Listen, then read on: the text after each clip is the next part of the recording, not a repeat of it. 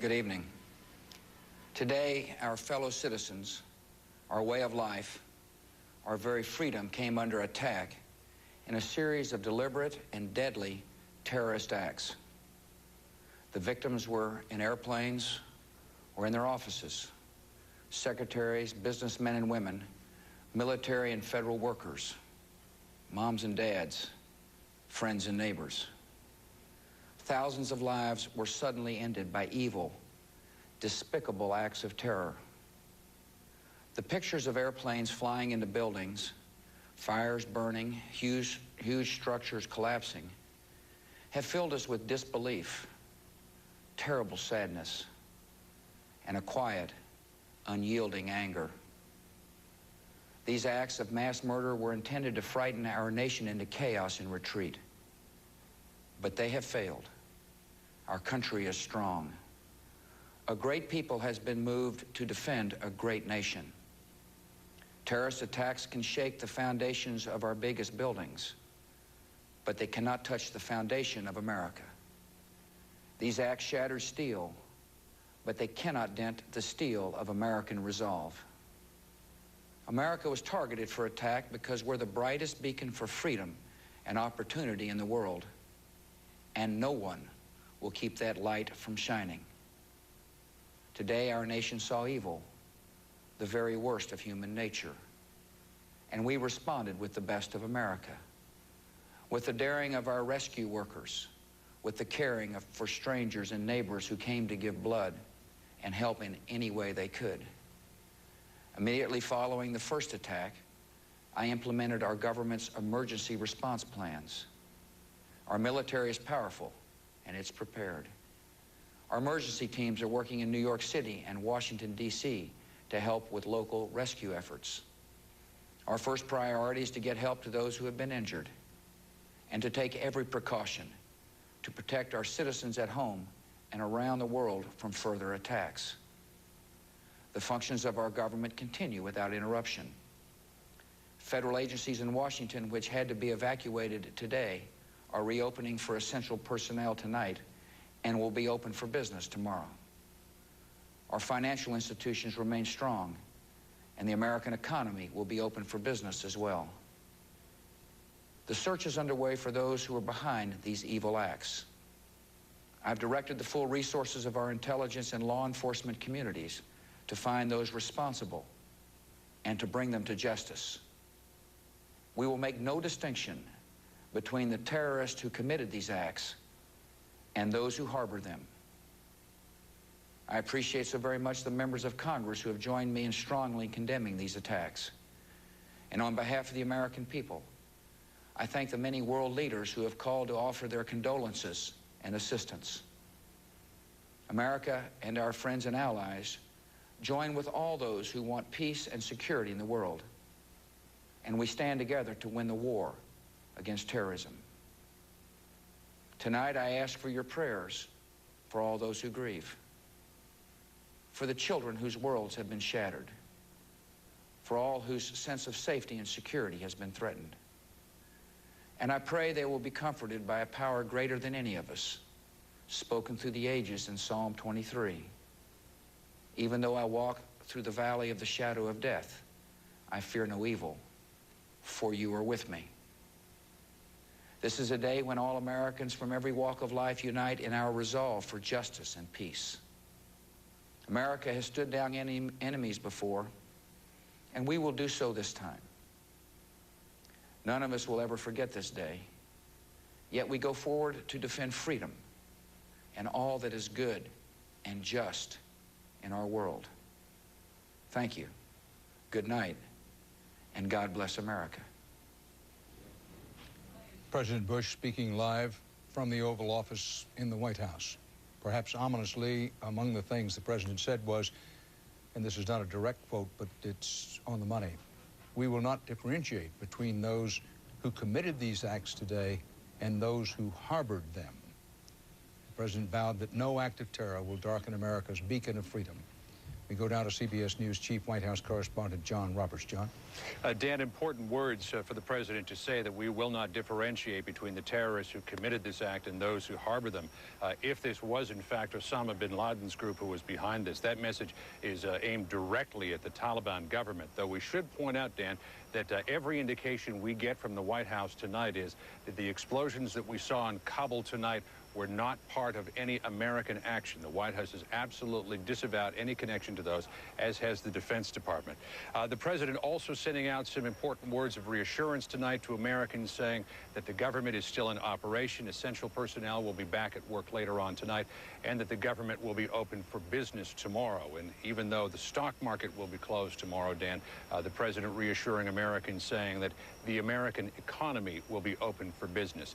The big message here tonight that the president was trying to send out was the idea that they can hit us, but they can't knock us down. He said that we have stared enemies in the face before, we have stared them down, and we will do this again. So the president, Dan, tonight, using every ounce of resolve that he can muster to say the United States will recover from this enormous tragedy. Dan? John Roberts at the White House. Now, U.S. officials are starting to piece together the case of what happened today, and in some instances they're piecing together what they see as links to Osama bin Laden for being responsible for the worst terrorist attack in U.S. history. That Orrin Hatch, the top Republican on the Senate Judiciary Committee tonight, said they, meaning intelligence operations, they have an intercept of some information that included people associated with bin Laden who acknowledged a couple of targets were hit. That's a direct quote from Senator Hatch. He went on to say that law enforcement has data possibly linking one person on one of the 4 ill-fated flights to bin Laden's organization. Now, government and industry officials say at least one flight attendant and 2 passengers called from 3 of the planes as they were being forced down in New York and Washington, each describing similar circumstances. The callers indicated the hijackers were, at least in the beginning, armed with knives. This day's horrific events began with the familiar turbine whine of jet engines over New York. But this Boeing 767 was too low and not in the regular flight pattern. It was aimed straight for the massive twin towers of the World Trade Center. It hit it. CBS's Byron Pitts is on the scene tonight. Byron?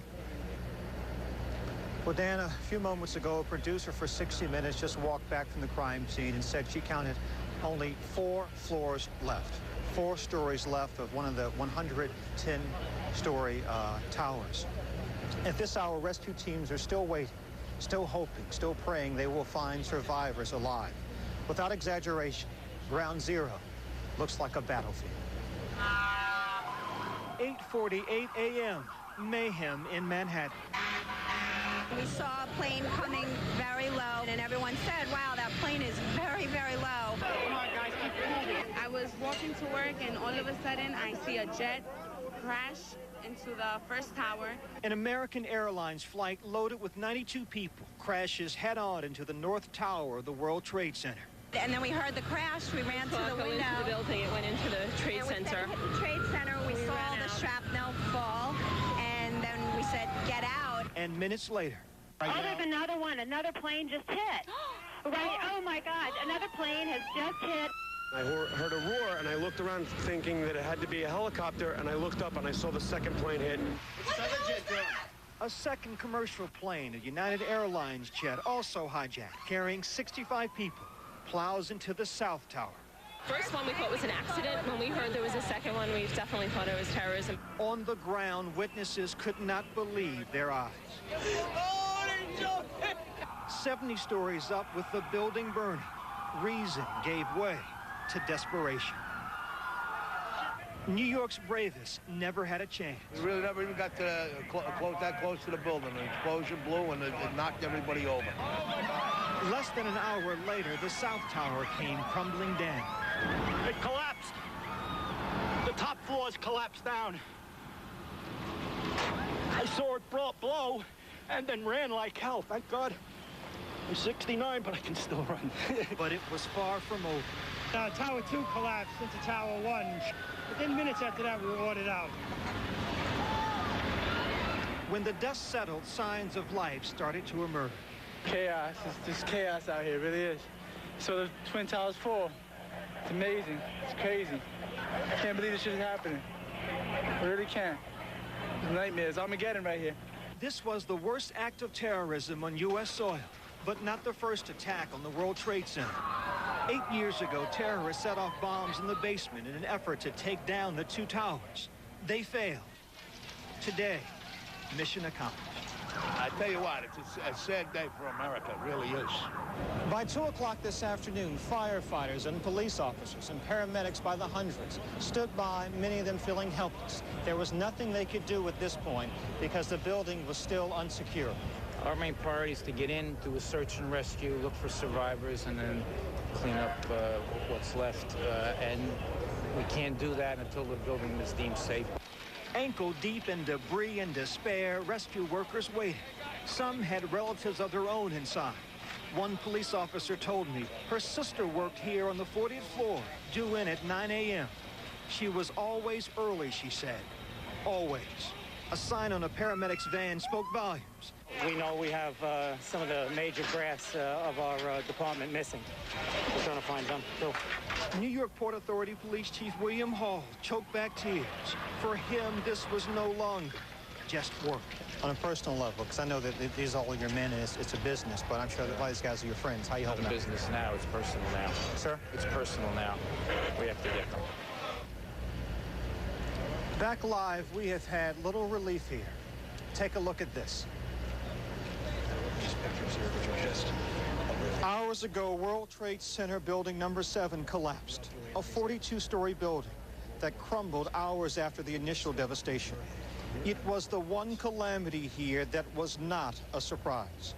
Police had evacuated the area earlier, fearful building number 7 would indeed fall down. Minutes after the second tower collapsed, we met a firefighter named Tim McGee, a New York City firefighter. He was covered in soot from the top of his helmet to the bottom of his feet. He was crying. He told me that he had lost all of his men when the building collapsed. He asked us to reach his wife, Maria, tell her that he was okay, that he had survived. Quote, tell her, I love her. Dan. Byron Pitts in Lower Manhattan. Mind you that the World Trade Center complex has 7 buildings. So the Twin Towers went down, they're the big ones, but then the 47-story World Trade Center building number 7 collapsed. That was near the end of Byron Pitts' report. Now, building 5 in the World Trade Center complex was for many hours today described as on the brink of collapse. The state of that building at this hour is uncertain. It was long ago evacuated completely. Now about today's other terror strike at the seat and symbol of U.S. military might, the U.S. Defense Department, the Pentagon, first opened in 1943, never before directly attacked. There were 64 people aboard American Flight 77, the jetliner hijackers used to ram into the Pentagon. CBS's David Martin reports the deadly impact there. David? Dan, fires are still burning, but Pentagon officials say the flames are under control and the Pentagon will be open for business tomorrow. But Defense Secretary Rumsfeld had a grim warning that casualties will be high. Some people have been lifted out and taken away in ambulances, and the numbers will be calculated, and it will not be a few. The first attack ever on the Pentagon occurred at 9:38 a.m. Eastern Time. Clipped this ball over here, hit another ball and slammed right into the building. Huge explosion, and then utter pandemonium, as you might imagine. I mean, everybody was screaming, oh my God. A hijacked American Airlines jet, which had just taken off from Dulles Airport, flew right up the main highway leading north into Washington and straight into the citadel of American military power. There was no doubt about it. It was American Airlines slammed right into the building, and there was no doubt about it. Whoever was piloting that plane was aiming for the Pentagon. Fearful that, like the World Trade Center, a second airliner was on its way, most of the building's 23,000 workers fled. Plane's coming in. Come on. Let's go. Let's go. Come on. We're not playing around here. Let's go. F-16 fighters circled overhead looking for a second attack, but the damage had already been done. The plane had drilled a hole about a third of the way through the world's largest office building. The wounded were rushed to nearby hospitals as the fire spread and an entire section of the building collapsed. trapping many, many more inside. Arlington search and rescue personnel are just now, and it's about almost 2 o'clock, just now gaining access to portions of the building where the plane hit because the fires were too intense. One ray of hope. The Pentagon is undergoing a major renovation, and some of the offices in the path of the plane were vacant. We're trying to find out who made it out okay and account for the people that may not have made it out. When the plane hit, Defense Secretary Rumsfeld moved from his office on the other side of the building into the National Military Command Center in the basement. With smoke hanging in the air, he ordered aircraft carriers, amphibious ships, cruisers, and destroyers to New York and Washington, where they can serve as floating hospitals, help with the cleanup, and provide air defense against the possibility of more attacks. And the chairman of the Joint Chiefs made a clear threat of military retaliation. I have no intentions of discussing today what comes next, but make no mistake about it, your armed forces are ready. Right now, suspicion focuses on Osama bin Laden, and we have some new pictures of this damage done to the Pentagon by whoever these terrorists were. First, really close-up pictures of the damage. I'm looking at it for the first time with you. I do not see any evidence there of the fuselage of the plane. Those are corridors I've walked down thousands of times, and right now they're unrecognizable. Back to you, Dan. David Martin reporting live again from the Pentagon. New York City Mayor Rudolph Giuliani has confirmed that some of the first police officers and firefighters on the scene were killed. And the mayor added that in general, quote, the number of casualties will be more than most of us can bear. Mike Carter, vice president of the Firefighters Union here in New York City, estimates that half of the 400 firefighters who first reached the scene may, I underline that word, may be dead. I quote Mike Carter of the Firefighters Union. We have entire companies that are just missing. We lost chiefs. We're going to have to bury a lot of people, Carter said. Roman Catholic Church Cardinal Edward Egan, who administered last rites to dozens of victims, said that the firefighters and police were, quote, dead in great numbers, quote unquote, the Cardinal. Police Department and union sources, speaking on condition of anonymity, said that 78 police officers were missing. However, Assistant Chief Tom Fahey said the number of known missing among police officers is not that high. The emergency medical service worker, Luis Garcia, said initial reports indicated that bodies were buried beneath the 2 feet at least of soot on streets around the Trade Center. And Garcia said a lot of vehicles are running over bodies because bodies are all over the place. Garcia is a 15-year veteran who had 2 people die in his ambulance on the way to the hospital. That gives you some of the mood, the atmosphere, and some of the facts and eyewitness reports that surround us here in New York City tonight. Now, to punish those behind today's attacks, the U.S. must first and foremost determine who there are. There's been much speculation about that today, but so far, it's all speculation. The facts are few. Osama bin Laden, the renegade Saudi Arabian millionaire who was last reported in Afghanistan, he's widely believed to be in Afghanistan, is the most frequently mentioned suspect. But as we have before, for fairness and accuracy, it's dictated that we say nobody knows who committed these crimes today. But CBS's Jim Stewart in Washington is closely following the investigation and checking his many good sources. Jim, what can you tell us? Dan, federal lawmen are apparently fanning out tonight to follow up on the first leads in this case. Some search warrants have been served, but officials caution it is too early to tell whether they will bear fruit. Other agents are poring over the flight manifest of the 4 doomed planes. Meanwhile, intelligence officials say they have developed what one calls significant indicators pointing to Osama bin Laden as the man behind this attack. The information suggests that the planes were hijacked by members of Al-Qaeda, the terrorist group that reports to bin Laden. Sources describe the intelligence as communications intercepts. It's not definitive, said one official, but it is persuasive. Sensing that bin Laden would quickly become a suspect, Afghanistan's ruling Taliban party, which has been giving him safe refuge, called a press conference. We do not allow Osama bin Laden to operate from our land, the Taliban said, warning the U.S. not to take any, quote, speedy actions to retaliate. Meanwhile, law enforcement sources said there had been no credible claims for the joint attacks and that intelligence had picked up no specific threats aimed at targets inside the United States before the attacks took place. Within minutes of today's attacks, officials were pointing to the 1993 bombing of the World Trade Center by a group with ties to bin Laden, citing it as proof that bin Laden has never given up on his dream to destroy the symbol of America's economic power. And in recent months, analysts say bin Laden has only become more and more sophisticated in his attempts to strike at the United States. They point specifically to his simultaneous attack on 2 U.S. embassies in East Africa. They also went directly against a U.S. destroyer, which was heavily guarded, and they did put a hole in that ship, the USS Cole.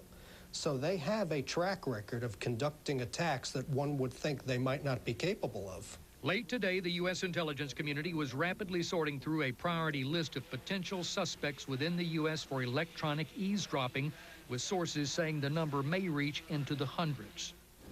There is also specific physical evidence that investigators are eager to examine. First are the transcripts of communications between the suicide aircraft and ground controllers, including telephone calls from passengers to the ground, and second are cockpit tape recordings of conversations in the doomed aircraft. The working theory is that the hijackers were pilots themselves and forcefully took over the controls to dive the jets straight into their targets. Dan? Jim Stewart reporting live from Washington. One of the few things that seems certain tonight is that the hijackings and attacks were meticulously planned and carried out with great precision. There's also a school of thought that says this kind of operation required a lot of financial resources. And there is a school of thought among intelligence operatives at high levels in this country and abroad that Osama bin Laden, despite the fact that he is a multimillionaire, that even bin Laden requires additional financial support from somewhere to carry out this kind of operation. Now, some of the speculation is supported by very few facts, if any. However, this thing being carried out with great precision is consistent with the hard facts. Somebody planned this thing exceptionally well. Correspondent Bob Orr, who covers aviation for CBS News, has pieced a lot of this together. Bob? Well, Dan, it clearly was a highly coordinated attack this morning, launched with simultaneous breaches of security at 3 of the nation's busiest airports. Under the cover of the hectic morning rush, when airports are particularly vulnerable, hijackers managed to board 4 large passenger jets, 2 each from American Airlines and United Airlines, 2 of the strongest symbols of U.S. aviation. American Flight 11, a Boeing 767, took off first at 7:45 this morning from Boston, bound for Los Angeles. 13 minutes later, another 767, United Flight 175, also left Boston for L.A. At virtually the same moment, United Flight 93, a 757, took off from Newark for San Francisco. And to the south at Washington's Dulles Airport, another 757, American Flight 77, flew off towards Los Angeles. The first sign that anything was wrong was noticed by air traffic controllers, who watched the jets stray from their planned routes. This computerized radar path shows how the first plane, American Airlines Flight 11, climbed out of Boston and, as expected, headed northwest across Massachusetts. But watch what happened. As the plane entered eastern New York, it turned sharply to the south and headed straight for Manhattan. The 767 hit the World Trade Center at 8:48 this morning. And 16 minutes later, United Flight 175 delivered the second blow. The jets, fueled for cross-country flights, were filled with tens of thousands of gallons of volatile fuel. They were literally flying bombs, each with an explosive power far greater than the blast that leveled the Oklahoma City Federal Building. Based on radio communications from the planes, FAA authorities knew they were dealing with a terrorist attack and immediately moved to close New York and Washington airports. And for the first time in U.S. history, all flights across the country were grounded. The airport's being evacuated. They need to go home. But there were still 2 hijacked jets in the air, and one of them, American Airlines Flight 77, took aim on the Pentagon. It crashed in a fireball at 9:38. Meanwhile, the 4th plane, the flight from Newark to San Francisco, was heading west, and it traveled all the way into northeastern Ohio. The controllers monitoring radar watched as the jet then did a U-turn and headed back towards the East Coast. At 10:20, 2.5 hours after the four-pronged attack was launched, the plane crashed in a rural Pennsylvania field. I happened to hear the plane come through. It sounded like it was running normal. When it come down over top of me, I seen it go nosedive straight into the ground down here. Everything was running fine on the plane, it sounded like. Authorities say 285 people died aboard the airliners today, and tonight the FAA is at a loss to explain how the security failures happened. There is some new information that in at least 2 of the attacks, the hijackers may have used knives, and those are harder than guns for security officials to detect.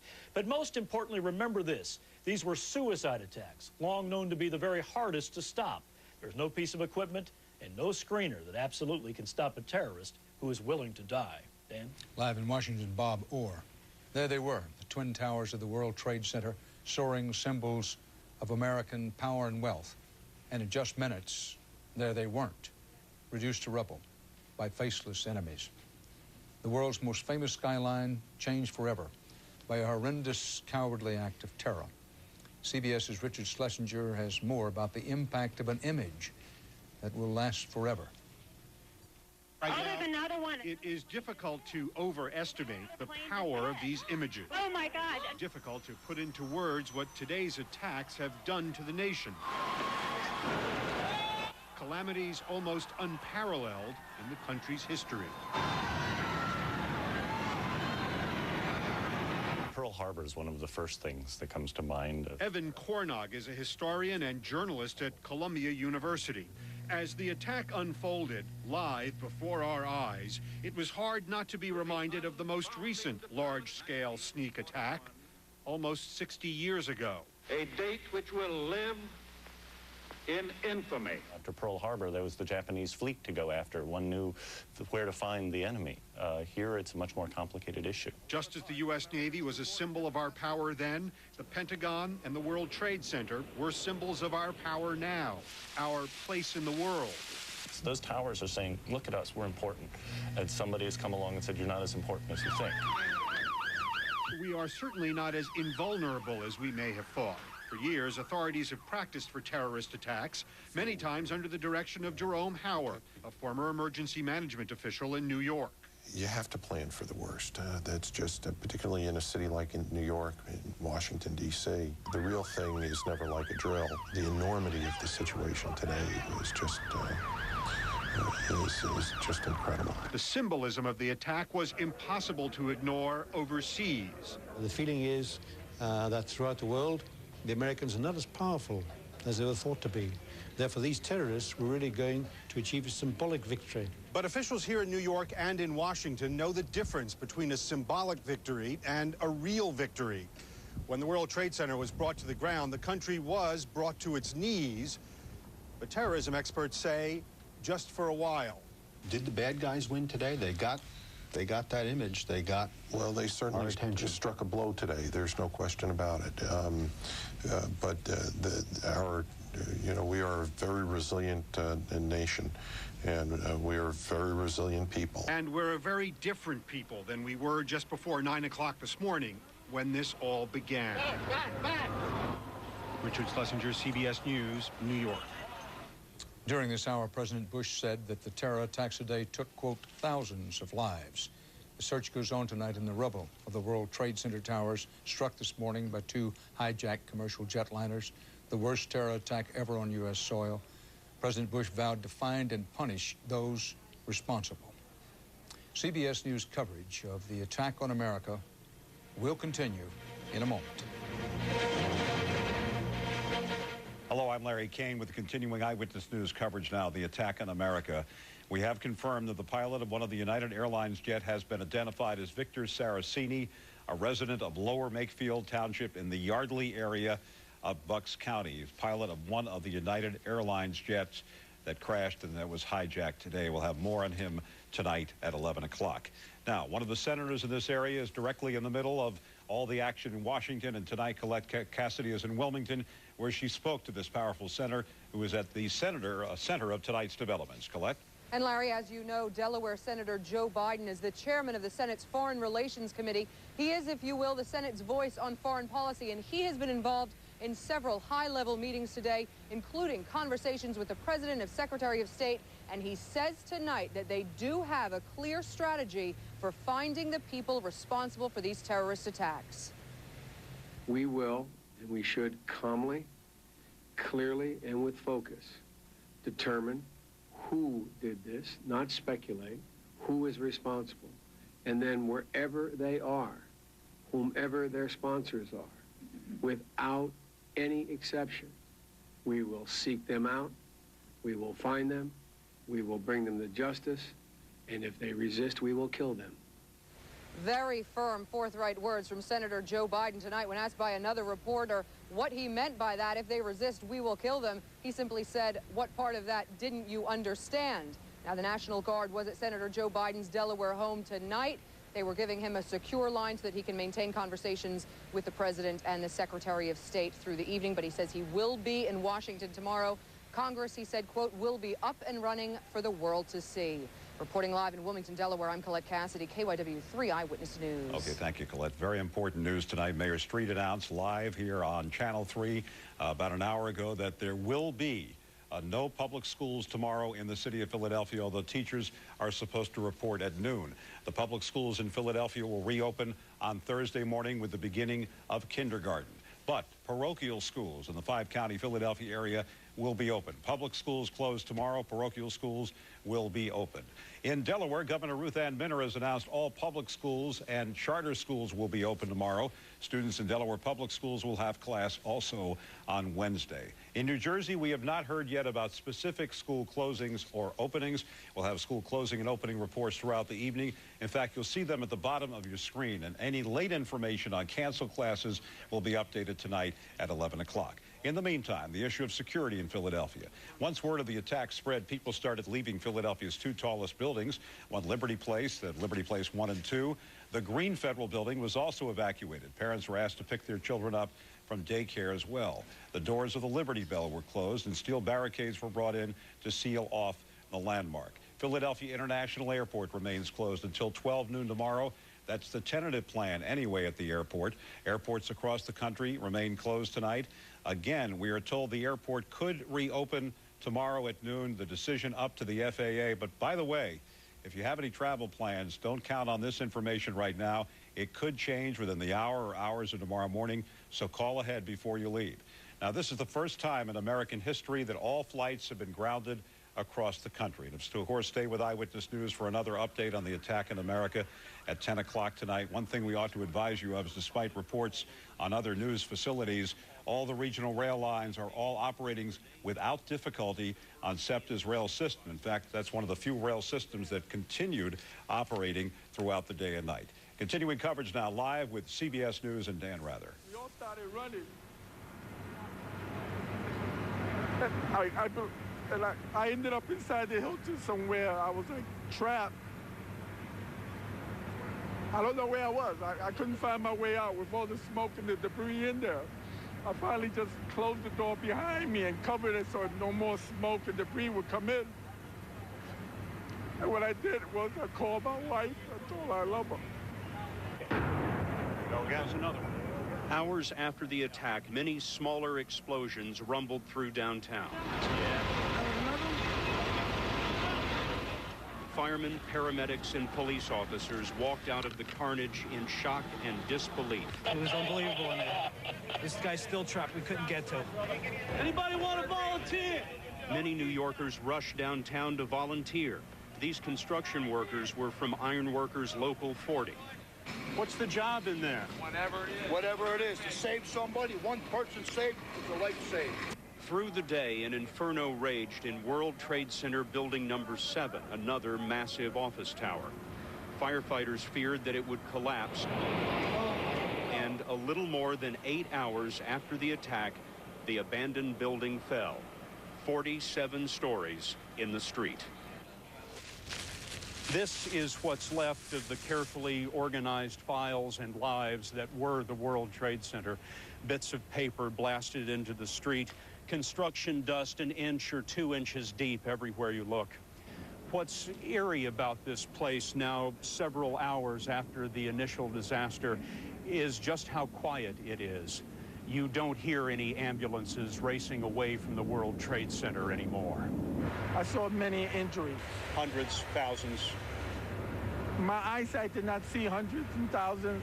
I know that my heart and my brain tells me they were hundreds. We spoke to some firefighters earlier today near the scene of the World Trade Center towers. They told us that they were under the towers when they began to fall, and as they looked up and saw the buildings coming down on top of them, they glanced over their shoulders and saw the entrance to a subway station. They threw themselves down the stairs of the subway. The building collapsed. These firefighters told us they dug themselves out of the subway and went back to work. We talked to those firefighters at the base of World Trade Center building number 7. We left them there 1 hour before that building collapsed. We don't know whether they escaped a second time. Dan? Scott Pelley, we know that building number 5 in the World Trade Center complex had the 2 twin towers. They're gone. Building number 7 is gone. But building number 5 was reported hours ago as teetering on the brink of collapse. Any late word on that building, which in most cities would be the tallest building in town? Dan, that building was thoroughly involved in fire when we were down there a couple of hours ago. Firefighters have been virtually helpless to try to drive these fires back because of the magnitude of what is happening, the glass that is continually falling on top of them in the street. We don't know the disposition of World Trade Center building number 5 at this hour, but much of it was blown away. It is difficult to imagine how it could ever survive. It will probably have to be razed at some point. Scott Pelley live on the lower tip of Manhattan. There are indications that many, many people were literally buried alive in the collapse of the buildings today. Some people are still believed to be alive in the rubble. But rescue workers, firefighters, police, and others, for a long period of time, could not get anywhere near them to determine how many people might still be alive. As of about 7 o'clock New York time tonight, rescue workers were beginning to go into the very heart of the destruction.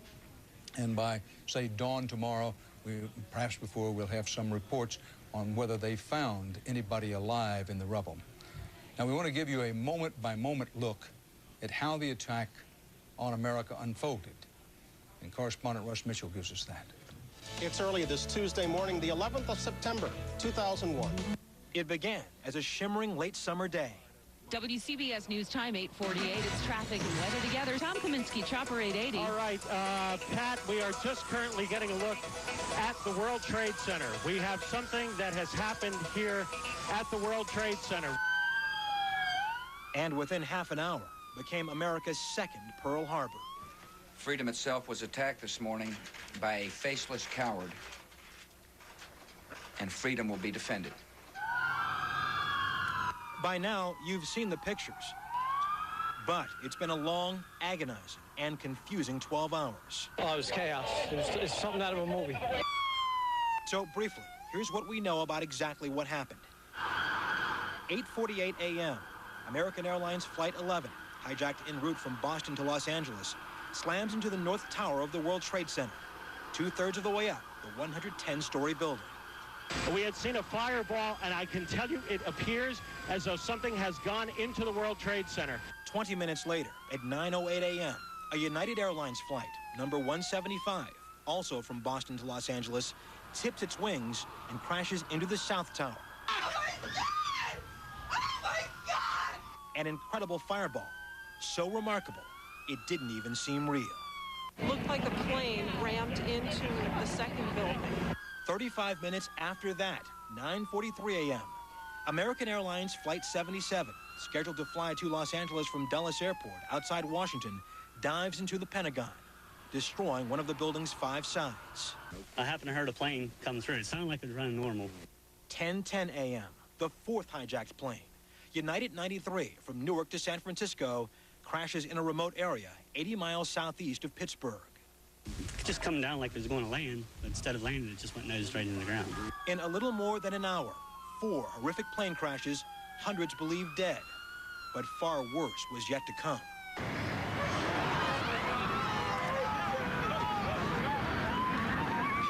10:05 a.m., the South Tower of the World Trade Center, possibly weakened beyond hope by the plane's impact, collapses. People can be seen jumping from the high floors. The building came just rumbling down. It was like a war zone. 10:28 a.m., and the North Tower, choked with smoke and flames from its upper floors, disintegrates.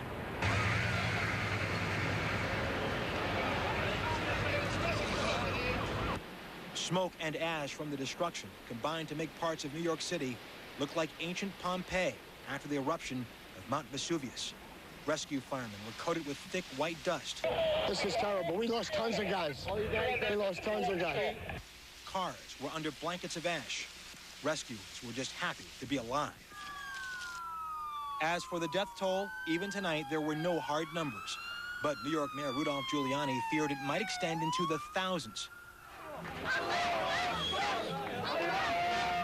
Half a world away, there was a far different reaction. Gunmen appearing to applaud today's terrorism.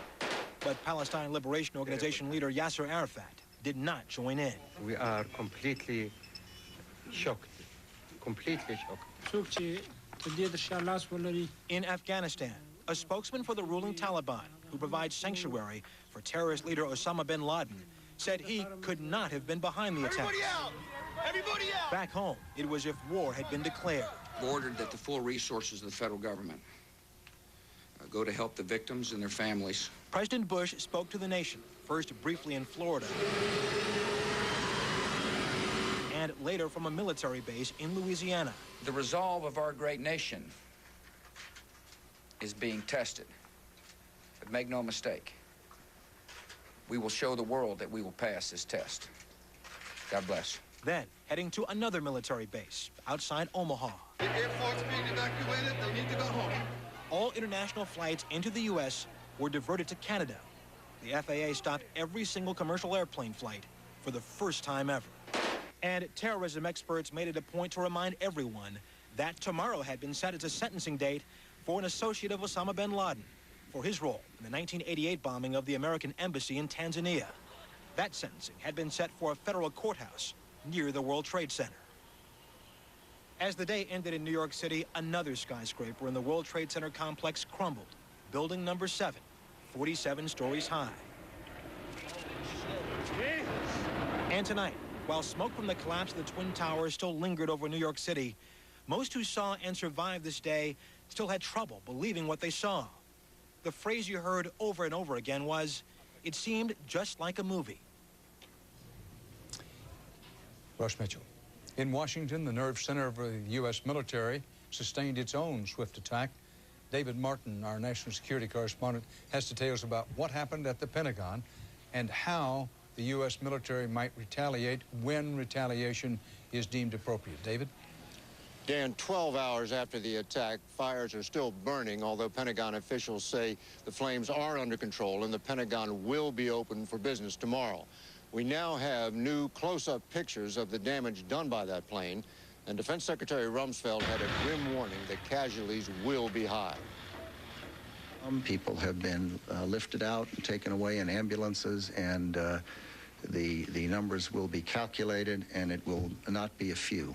The first attack ever on the Pentagon occurred at 9:38 a.m. Eastern Time. Clipped this ball over here, hit another ball and slammed right into the building. Huge explosion, and then utter pandemonium, as you might imagine. I mean, everybody was screaming, "Oh my God." A hijacked American Airlines jet, which had just taken off from Dulles Airport, flew right up the main highway leading north into Washington and straight into the citadel of American military power. There was no doubt about it. It was American Airlines slammed right into the building, and there was no doubt about it. Whoever was piloting that plane was aiming for the Pentagon. Fearful that, like the World Trade Center, a second airliner was on its way, most of the building's 23,000 workers fled. Plane's coming in. Come on. Let's go. Let's go. Come on. We're not playing around here. Let's go. F-16 fighters circled overhead looking for a second attack, but the damage had already been done. The plane had drilled a hole about a third of the way through the world's largest office building. The wounded were rushed to nearby hospitals as the fire spread and an entire section of the building collapsed, trapping many, many more inside. Arlington search and rescue personnel are just now and it's about almost 2 o'clock, just now gaining access to portions of the building where the plane hit because the fires were too intense. One ray of hope. The Pentagon is undergoing a major renovation, and some of the offices in the path of the plane were vacant. We're trying to find out who made it out okay and account for the people that may not have made it out. When the plane hit, Defense Secretary Rumsfeld moved from his office on the other side of the building into the National Military Command Center in the basement. With smoke hanging in the air, he ordered aircraft carriers, amphibious ships, cruisers, and destroyers to New York and Washington, where they can serve as floating hospitals, help with the cleanup, and provide air defense against the possibility of more attacks. And the chairman of the Joint Chiefs made a clear threat of military retaliation. I have no intentions of discussing today what comes next, but make no mistake about it, your armed forces are ready. Right now, suspicion focuses on Osama bin Laden, but first things first. The FBI is combing the wreckage for evidence, and all U.S. military bases and embassies are at the highest state of alert. Dan? David Martin reporting again live from the Pentagon. President Bush today called it, quote, a national tragedy, and the president vowed to, quote, hunt down and punish those responsible for the attacks. And there are already indications of who, or at least some of the who may have been behind them. More on that, we turn to Jim Stewart in Washington. Jim? Dan, it didn't take long, and it's unclear whether it will lead to anything, but federal investigators are on the move tonight, serving search warrants and questioning potential accomplices to these attacks. Sources say the first concrete tips were picked up from a study of the flight manifest aboard the doomed aircraft. At least one search, we're being told, is in the Miami area. Meanwhile, intelligence officials say they have now picked up what one official calls significant indicators that the suicide planes were hijacked by members of al-Qaeda, the terrorist group that reports to Osama bin Laden. Sources describe the intelligence as communications intercepts and said they're not definitive, but they are persuasive. Sensing that bin Laden would quickly become a suspect, Afghanistan's ruling Taliban party, which has been giving him safe refuge, called a press conference. We do not allow Osama bin Laden to operate from our land, the Taliban said, warning the U.S. not to take any, quote, speedy actions to retaliate. Slowly, FBI evidence teams are starting to piece together what happened on the aircraft and zeroing in on how the terrorists pulled off the hijackings. Attorney General John Ashcroft provided one insight when he said that the hijackers of one of the aircraft had apparently sneaked knives through airport security. American Airlines Flight 11 departed Boston for Los Angeles, hijacked by suspects armed with knives. This plane crashed into the World Trade Center. Within minutes of today's attacks, officials were pointing to the 1993 bombing of the World Trade Center by a group with ties to bin Laden, citing it as proof that bin Laden has never given up on his dream to destroy the symbol of America's economic power. And in recent months, analysts say bin Laden has only become more and more sophisticated in his attempts to strike at the United States. They point specifically to his simultaneous attack on 2 U.S. embassies in East Africa. They also went directly against a U.S. destroyer, which was heavily guarded, and they did put a hole in that ship, the USS Cole. So they have a track record of conducting attacks that one would think they might not be capable of. Late today, the U.S. intelligence community was rapidly sorting through a priority list of potential suspects within the U.S. for electronic eavesdropping, with sources saying the number may reach into the hundreds. Some of the very doomed passengers themselves may have provided authorities with their first valuable tips. In panic desperation, some of the passengers, including, we're told, the wife of U.S. Solicitor General Ted Olson, called from a cell phone to say their plane had been hijacked. Another passenger called from the restroom at the rear of another aircraft. One passenger, it has been suggested, provided detailed information about one of the hijackers. The working theory by lawmen so far is that the hijackers were pilots themselves and forcefully took over the controls to dive their jets straight into the targets. Dan? Jim Stewart live in our Washington Bureau. Join us now again for perspective and context on this. Former U.S. National Security Advisor Sandy Berger, who was in fact the National Security Advisor for 8 years straight through. Sandy Berger, question. There was a time, my recollection, in the 1980s, possibly the late 1970s, when the United States put aboard aircraft skyjack protection specialists in civilian clothes. Now that was ended. Was any thought given while you were the National Security Advisor to reinstituting that for protection aboard airliners? Not as far as I know. We had, as you remember, Dan, a spate of hijackings during the 70s and 80s. The United States intensified its airport security and essentially has had a grip on that problem for the past 10 years. We've had very little of this activity. Past tense now. And one of the things that is so staggering about today is that in 4 separate instances, people were able to get aboard planes and circumvent the security system that has worked so well for 10 years. Sandy Berger, you said it earlier, and I want to emphasize it again now. Our main focus tonight is on those people dead, missing, wounded, and their families. But as a former National Security Council advisor until very recently, and one of our ranking experts, I want to expand this conversation out. There's a lot of talk now of a we will retaliate. And Senator Orrin Hatch said tonight, well, our intelligence operatives have some indications that there are links to Osama bin Laden. There's talk about, well, the Taliban in Afghanistan better dig deeper, in effect, because if it turns out Osama bin Laden did it, the Taliban's been protecting him, hiding him within their country, then he better look out. But talk to us realistically about the whole subcontinent. Both Pakistan and India are nuclear powers now. Pakistan right on the border with Afghanistan. All of this by way of saying, if it's ever decided that Osama bin Laden was responsible for this and he's still in Afghanistan, there are no easy answers about how to get him, how to retaliate. Well, I think that's an important point, Dan. Of course, let me repeat your caveat. We don't know. America proceeds on facts, not on speculation. So, number one, we have to determine what has happened here. But we're talking, if we are talking about bin Laden, about a very difficult target. This is far from nowhere, in very rough terrain.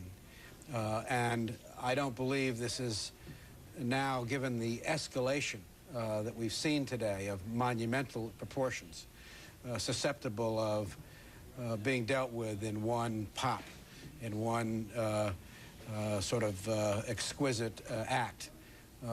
This may require the administration to look at a range of options, from economic pressure to military options that go beyond simply missiles from afar. Very quickly, Sandy Berger, because we don't have much time left in this particular segment.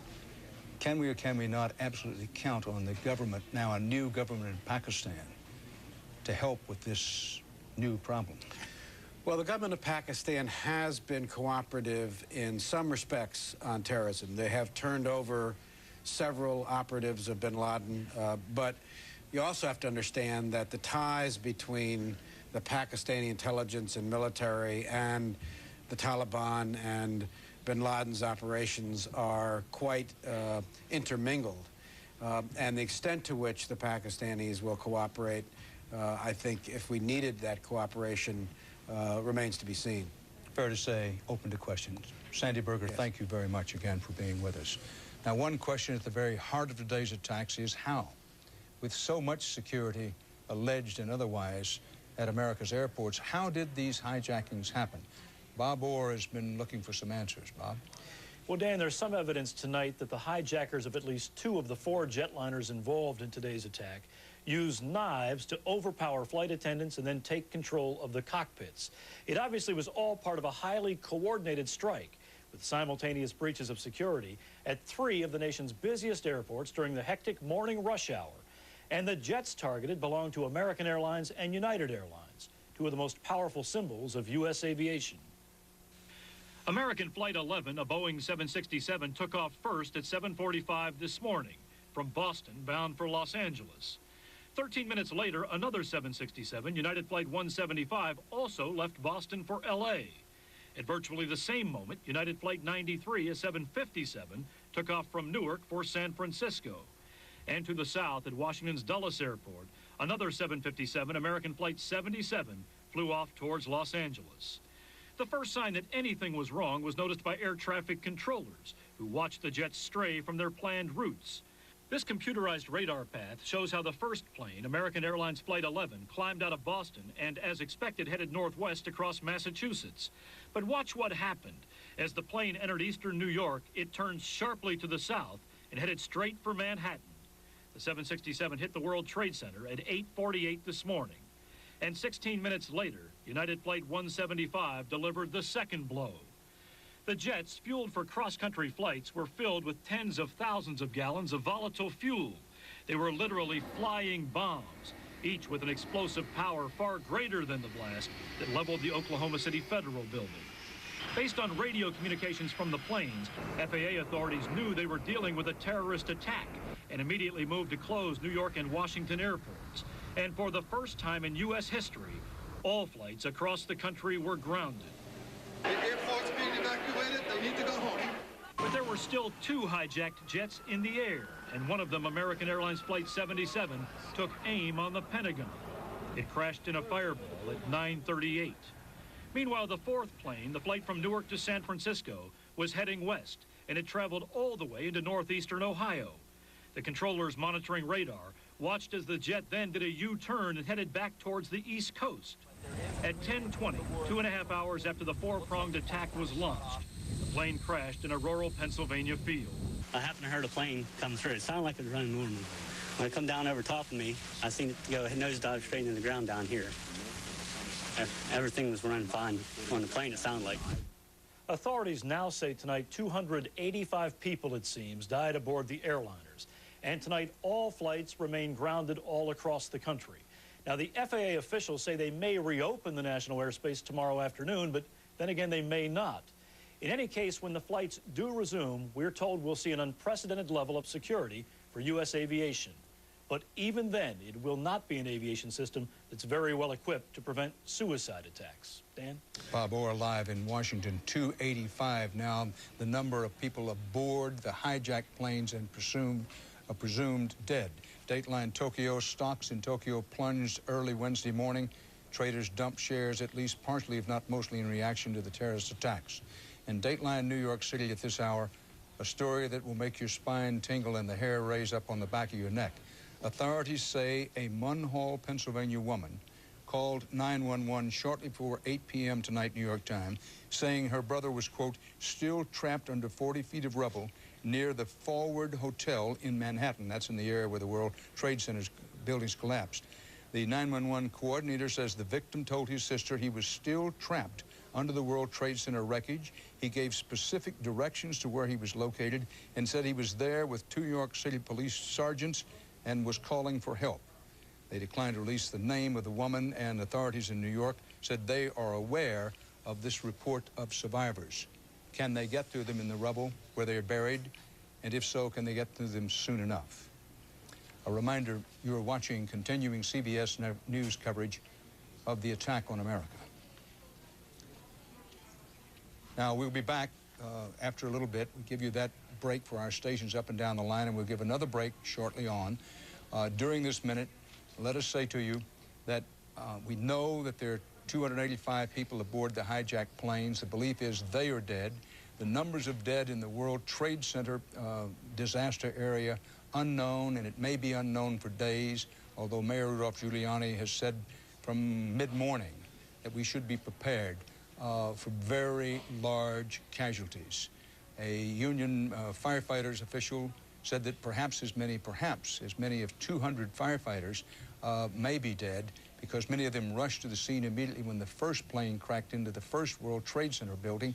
And, well, his speculation was that as many as 200 may be dead. Unquestionably, some New York police and firefighters have lost their lives. We know not how many. At last report, dozens of New York City police officers were missing. Now, again, a reminder for our stations, you're watching continuing CBS News coverage of the attack on America.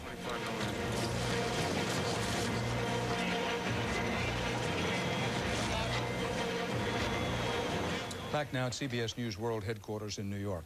CBS's special coverage of the attack on America continues, as it will throughout the evening and early morning and into tomorrow.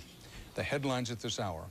Addressing the nation from the White House tonight, President Bush said thousands of lives were suddenly ended, unquote, in the multiple terror attacks in New York City, the nation's capital, and Pennsylvania, and the Pentagon included on that list.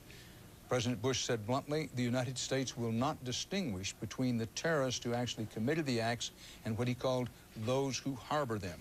He did not indicate that he knows or anybody knows who committed the attacks or, for that matter, who harbored them. Here in New York City, the desperate search for victims runs on into the night. At the site where two hijacked commercial U.S. jetliners were used to ram the twin towers of the World Trade Center. Both towers, where approximately 50,000 people work on the average day, collapsed. A third building in the tower complex, a 47-story building, collapsed there later in the day. President Bush says the death toll is in the thousands. A third hijacked jetliner crashed into the Pentagon, and a fourth hijacked jetliner, possibly being diverted to the Washington area, came down in southwestern Pennsylvania, about 80 miles from Pittsburgh. All told, 285 is the revised upward number of dead on the hijacked planes alone. The FAA has ordered an unprecedented shutdown of air traffic nationwide at least through noon tomorrow. The U.S. military is on worldwide alert. The nation's capital was stunned by the attacks. Government offices were closed and evacuated, but there is every effort being made to show now that the government is still up and running, as Bob Schieffer reports to us now. Bob? Dan, like the other public buildings here in Washington, the Capitol was shut down today, the workers were sent home, and the congressional leaders, in a security measure that has never been used before, were helicoptered away to a secure location. But tonight, in an incredible show of bipartisan resolve, hundreds of members of Congress gathered on the steps of the Capitol to say these acts of terrorism will not stand, the government will continue to operate, and Congress will continue to function, and that the two parties will come together to support the president. When American suffers, and when people perpetrate acts against this country, we as a Congress and as a government stand united, and we stand together. We will speak with one voice to condemn these attacks, to comfort the victims and their families, to commit our full support to the effort to bring those responsible to justice. It was a kind of thing seldom seen here, and in a touching close, they literally sang the praises of their country. God bless America, my home, sweet home. A very different scene than we saw at the Congress and at the Capitol last week. Tonight, Dan, all those arguments about who lost the surplus didn't seem very important anymore. This is a Congress now that is going to settle down to business. I think tomorrow you'll see them back in session, passing a very strong resolution of support of the president, determined to find who caused this and to see that there is appropriate punishment. Dan. Bob Schieffer reporting live from Washington with the White House in the background. Here tonight with his analysis and to help give us some context and perspective is the former U.S. Ambassador to the United Nations, a former Assistant Secretary of State of the United States of America, and one of the United States' most experienced diplomats, both in Asia, Europe, and other places abroad, including Africa, Richard Holbrooke. Mr. Ambassador, thanks for being with us. You've thought about this today. What are the most important things for Americans to have in mind as we steady ourselves and prepare for the long trail back from this day of infamy? Well, after we get through recognizing the first fundamental thing, which is this terrible loss of life here in New York among policemen and firemen and citizens, and rallying, as so many people have said today, I think we have to look to the future. And on that point, Dan, let me emphasize the most important sentence in President Bush's speech, when he said, we will make no distinction between those who committed the act and those who harbor those who committed it. That is the beginning of an essential change in the rules. Let us say, for sake of argument, that it was Osama bin Laden, as everyone thinks, although there's no proof at this point. If it was Osama bin Laden, then the Taliban, who have harbored him, must be regarded as equally responsible for what can only be described as an act of war against the mainland of the United States. And I think there will be consequences. Point number two, in order for those consequences to be successful, to strike at the heart of the people who did this, we will need allies. We will need our NATO allies. We will need the Russians and the Chinese to play their part. Each country has played games in the past, as you well know and as you've reported many times. And you yourself have been in Afghanistan, so you have a unique understanding of what the situation on the ground there is like. And in addition, we will need the support of moderate Arab countries like Egypt and Jordan and others who are going to have to abandon any pan-Arab solidarity in favor of demonstrating that they will not tolerate an act of war in the United States. Richard Holbrooke, you know the history better than I. That great powers have made efforts to militarily move in Afghanistan. Great Britain in the 19th century, the Soviet Union in the 20th century. Is it or is it not a nightmare scenario that we get unimpeachable evidence that Osama bin Laden was connected to this, and unimpeachable evidence is in Afghanistan, to take on Afghanistan, to talk about retaliation in that terrible, in many ways, nightmarish place? I mean, what can one say about that? Well, it is a nightmare scenario, and it's going to be incredibly difficult. But there's something else that all Americans must remember tonight if we talk about history, and the rest of the world should remember too, and that when America's resolve is there, when Americans are united, as we were on December 7th, 1941, after Pearl Harbor. And this is certainly comparable to Pearl Harbor, and the death toll is going to be much higher, I'm afraid, than the 2,000 sailors and seamen who died at Pearl Harbor. When the United States is united, and when we rally international support behind us, we have always prevailed, and I have no doubt we will prevail here. But there will be consequences. The world is going to change from small things like changes in airport security, which are going to inconvenience all Americans, to big things like our mindset and our international leadership. This will not be a day like others. The world will change because of what has happened today, after we dig through the debris and save the people who are still fighting for their lives in Lower Manhattan. Richard Holbrooke, thank you.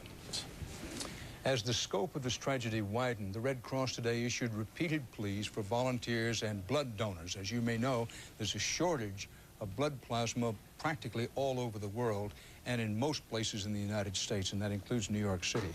Aaron Moriarty reports now on how New York City, in terms of this need for blood, literally rolled up its sleeves.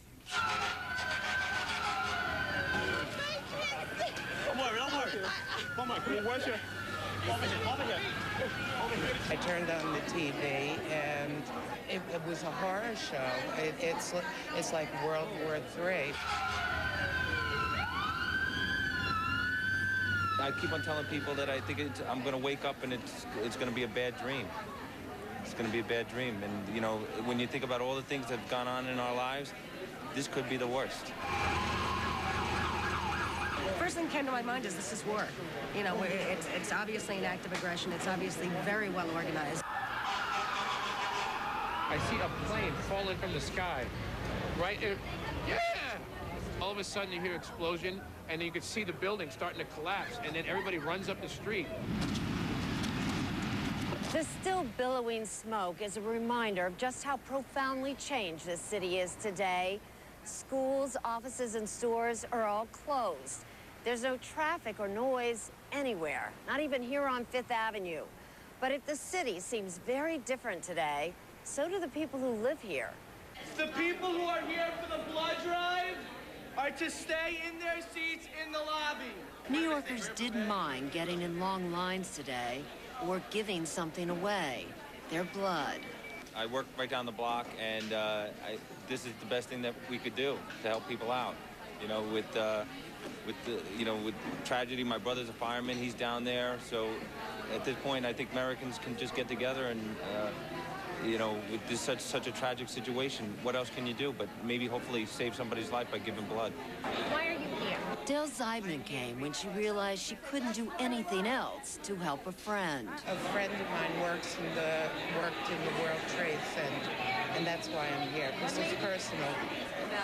Elizabeth Whelan and her daughter Christine feared they lost a husband and a father. My husband works in the World Trade Center and into World Trade Center, and this morning, because he was going to vote, he decided to jog before he went to work. So on my way to work, I saw him jogging outside my office here at 68th and Broadway. So when I got up and heard the news, I knew that he was safe. But my daughter, who lives... I had no idea. I was watching television as the second plane went into World Trade Center.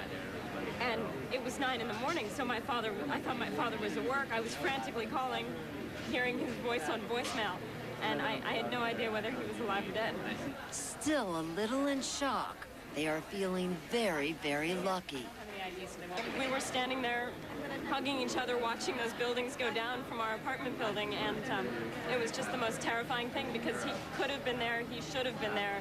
It was just a minor miracle he wasn't. No one knows exactly how much blood will be needed. Linda Levi of the New York Blood Center. So our inventory was actually pretty good this week. When you say that, how many days under normal circumstances? We typically like to have at least 5 days of every blood type available, and with that we have a comfortable blood inventory. But an emergency that happened today, that could be gone in a day or even less. Despite the confusion, despite a wait that often stretched for hours, would like to volunteer for the American Red Cross. There were no complaining New Yorkers. The only harsh words were for those behind the terrorist acts. They've declared war on the United States. Because they've got a nation of 300 million people that are very, very angry at whoever wants to step up and take credit. It may take weeks for the full impact of today's tragedy to sink in. My husband is sitting there contemplating that he has no law practice, that for 30 years he's been going to an office that doesn't exist anymore. And I don't know how he's going to cope with it. I don't know how anyone can cope. I can't believe it. Let's pray. Lord our God, you are always faithful and quick to show mercy. Our brothers and sisters were suddenly and violently taken from us. Which explains one other popular place today, St. Patrick's Cathedral. So many people went to the centers to donate blood that in some places the wait was 7 hours long. And for that reason, the New York Blood Center is now asking only people with type O blood, either positive or negative, to go tomorrow. The rest of us should wait. And if you're interested in donating blood nationally, there is a toll-free number to call to get information. That number is 1-888-US-BLOOD. Dan. Aaron, one thing that comes through in that report, and it's worth noting, New Yorkers, around this country, and for that matter around the world, have this reputation of being sort of chaotic all the time. But you and I know, as longtime residents of this city, that when the heat's on, when the pressure's on, New Yorkers are frequently at their best. And that was the case today, I think. That New Yorkers are, it's true, they're hard to herd, but they're impossible to stampede. And they didn't today. When the call went out for that blood, calmly people went to the blood centers. Aaron Moriarty, thank you very much. Thank you, Dan. Government and industry officials said at least one flight attendant and 2 passengers called from 3 of the planes as they were being forced down in New York and Washington today, each describing similar circumstances, and a picture is beginning to form. Bloodbath aboard some of those planes, with hijackers with knives attacking flight attendants. The callers indicated the hijackers armed with knives in some cases were stabbing flight attendants. And a businessman, his wife, and young child aboard a United flight that left Boston and crashed into the World Trade Center. Twice, this businessman called his father in Connecticut as his plane was being hijacked. This is according to law enforcement officials. Now, the law enforcement official said the victim aboard the plane's father told the FBI his son made 2 calls. Both times the phone was cut off. In the first call, the businessman said a stewardess had been stabbed. In the second call, the son said his plane was going down. Now, there was another report on another aircraft that a flight attendant aboard the second jetliner that struck the World Trade Center managed to call an emergency number from the back of the plane, and an American Airlines source said that the flight attendant reported her fellow flight attendants had been stabbed. This is information we didn't have earlier, and pictures begin to form of what the terror was in the skies. Two of the flights involved in today's attacks began in Boston. Wyatt Andrews has more on how that city has been struck by this tragedy. Wyatt? No, but I think we lose Kenny Hot Roll. Yeah, I wouldn't do that tonight. At Boston's Logan Airport, where two of the hijacked planes originated, scores of relatives of the victims were met by airline officials for consolation and were then taken to a nearby hotel to await information. American Airlines lost its Los Angeles-bound Flight 11, and the airline confirmed the identity of its lost pilot, Captain John Oganowski, who was 52 and a 22-year veteran of the airline. Outside his home in Drake, Massachusetts, the captain's extended family gathered, including his wife and 3 daughters. Oganowski's brother Jim described him as a hero, a man who joined the Air Force out of patriotism during the Vietnam War and who viewed his work as an airline pilot his life's dream. Our family is obviously grieving, as is the whole nation, for what has happened today. I personally think I'm in shock. I'm in some type of denial. Official information about how the flights were seized and how Logan's security might have been breached is still under investigation and is closely held. Airport officials stress that security inside Logan's terminals, as elsewhere across America, is the responsibility of the separate airlines, and that the airport itself was secure. We've closed the airport to all arriving and all departing flights. We've increased our security measures. We've shut down all the construction sites within Logan Airport, both airside and landside. At the Oganowski home, official information is also apparently scarce. The pilot's brother, Jim, told reporters that the family had no information about what Captain Oganowski went through or whether there were any communications between the pilot and FAA controllers. Wyatt Andrews, CBS News, Drake, Massachusetts. President Bush was in Florida when the attacks occurred. Florida has as its governor the president's brother, and Jeb Bush, the governor, is up for re-election. However, the president's trip to Florida today had to do with some school visitations and emphasizing his plans for education. But he quickly broke off that as soon as he learned about the attacks on the World Trade Center and said he was flying back to Washington. It didn't turn out that way, at least not directly and immediately. John Roberts has more on the President's Day and his response tonight. John? Dan, we'll take you through more of the President's Day in just a moment, but for the moment, the President denounced tonight in the strongest terms what he called evil, despicable acts of terror, and he promised that those responsible would be identified and brought to justice. But there was no talk of retaliation tonight, nor even possible leads as to who might be responsible. It is far too early for that, White House aides said. Today, our fellow citizens, our way of life, our very freedom came under attack in a series of deliberate and deadly terrorist acts. From the Oval Office tonight, in the most important moment of his 9-month-old presidency, George Bush offered a grieving nation words of resolve and reassurance. Terrorist attacks can shake the foundations of our biggest buildings, but they cannot touch the foundation of America. The enormity of the tragedy yet to be fully realized, the president sought to soothe the raw pain of what may be thousands of victims' families. And he sent a clear message to those responsible for these heinous crimes. We will make no distinction between the terrorists who committed these acts and those who harbor them. The president was in Florida when word of the attacks first broke. Reading with a group of elementary students, Mr. Bush was stopped cold when his chief of staff delivered the news. Move everybody across the street. Moments later, in Washington, an urgent call to evacuate the White House. I'm told that a plane went into the Pentagon and they're chasing us off the grounds here. It was an extraordinary scene as staff and the press corps were rushed from the grounds. If the Pentagon had been targeted, the Secret Service feared the president's home could be next. Get everybody back. Everybody back. Fire trucks took up positions on Pennsylvania Avenue, while SWAT teams stood vigil from the roof. Police sealed off a 2-block area around the White House. The only ones left inside the mansion, the vice president and his national security team coordinating a response to the crisis from the Situation Room. With a continuing threat in Washington, the Secret Service would not allow the president to return and had him fly immediately to the security of Barksdale Air Force Base in Louisiana. Freedom itself was attacked this morning by a faceless coward. Shaken and solemn, Mr. Bush addressed the nation and vowed these acts of terrorism will not stand. Make no mistake, the United States will hunt down and punish those responsible for these cowardly acts.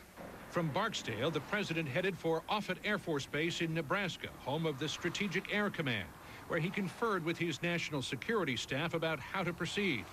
Confident that the White House had been secured, he then headed back for Washington, determined to send a signal to the world that America would stand strong in the face of these horrible acts. The main message of tonight's address by the president: America will recover. The government will be open for business tomorrow. America's economy will be open for business tomorrow, he said. America has stood down enemies before, the president addressed the nation tonight, and it will do so again. But he added, no one will ever forget this day. And it is safe to say that in Washington and across the country tonight, there is no question. Everything has changed. Dan? Live from, again, now on the grounds of the White House, our chief White House correspondent, John Roberts.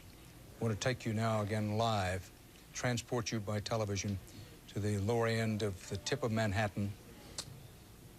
Darkness descended 2.5 hours ago. In many ways, it's black as a crow's wing down there now, except for the fires that are still burning. There have been losses among New York City's firefighters and police in the rubble, the disaster that is this part of New York. But now on into the night, their fellow firefighters and policemen are down. One, trying to put out the fires that remain.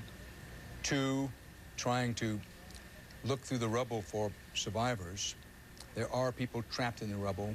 We reported to you a short while ago an actual case of a man who called on his cell phone to his family out of state saying, this is where I am, send somebody to get me.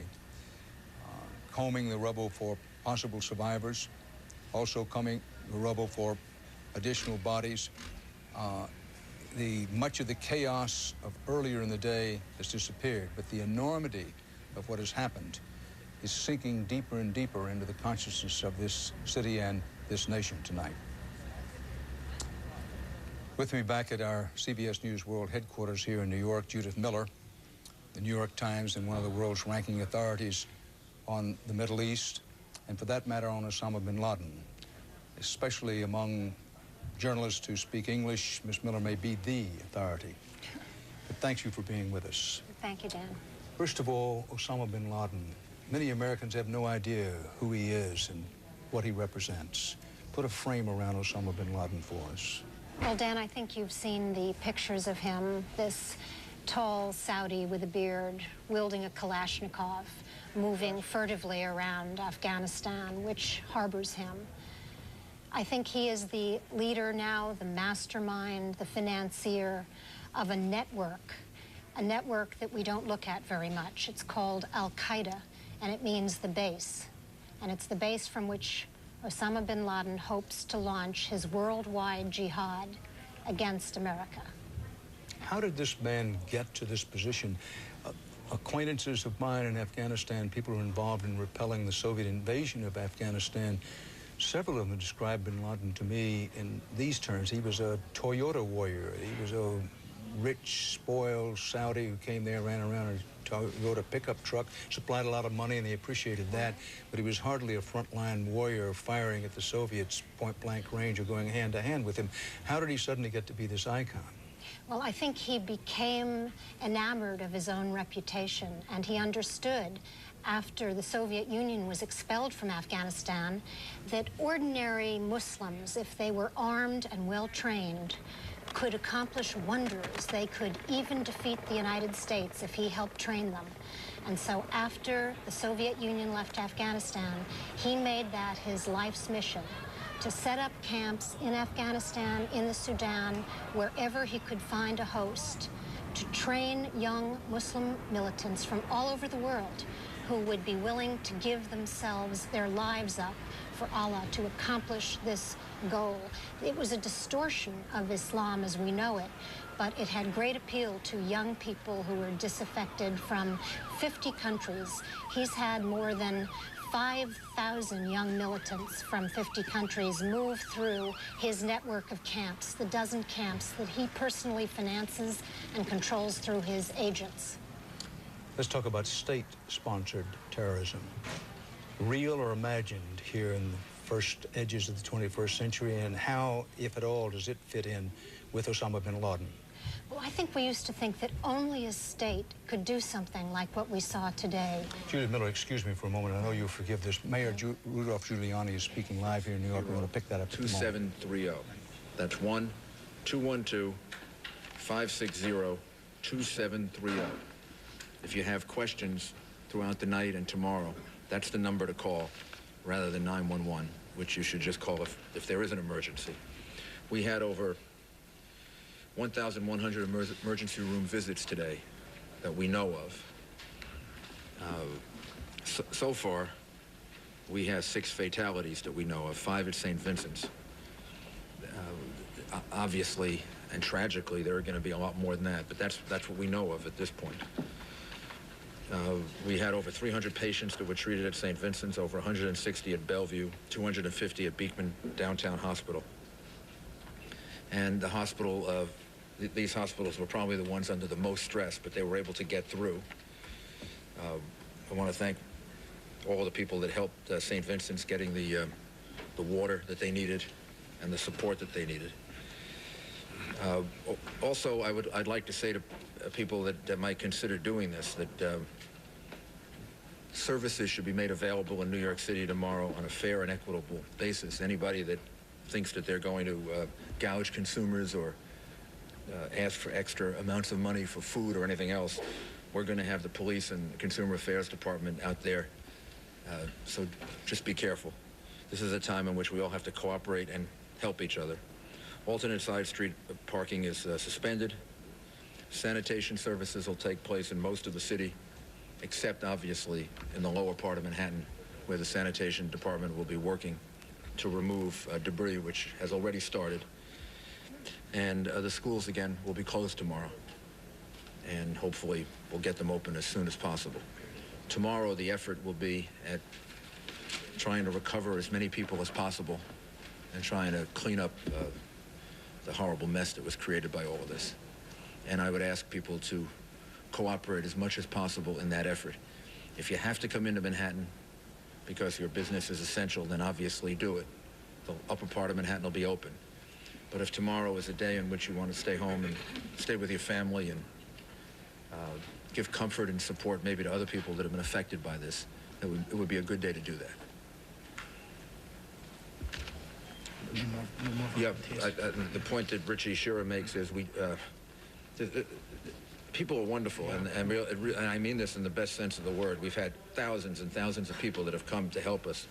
When I was down at the site near the World Trade Center, I met a lot of the National Guard's people that the governor has sent, really wonderful young men and women. We have enough volunteers now. We have more volunteers, frankly, than we need at this point. And what we need to do is to focus the efforts of the professionals that are there in being able to do the recovery and try to save as many lives as we can and restore services as quickly as possible. We may be asking for more volunteers tomorrow and the next day and the day after, but right now we don't need any more volunteers. Mr. Mayor, is there still hope that there are people who are Yes. still alive and well? Yes, there's hope.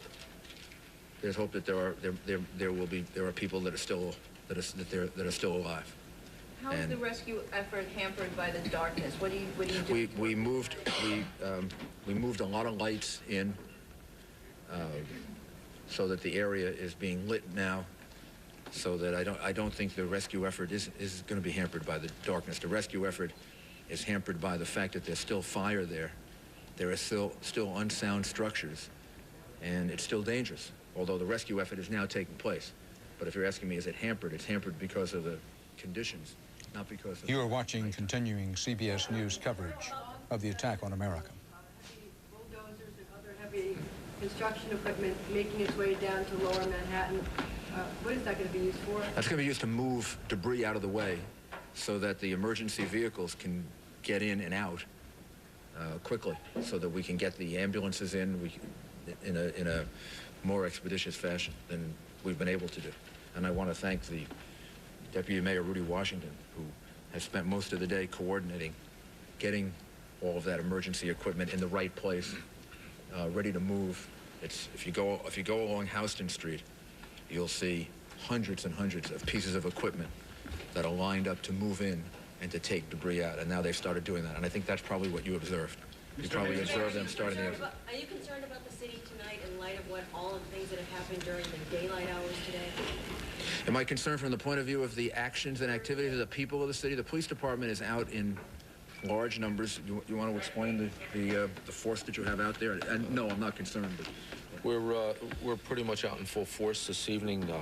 Southern Manhattan, as you know, we're primarily concentrating on the rescue efforts. The rest of the city is basically, some of the entry points are shut down.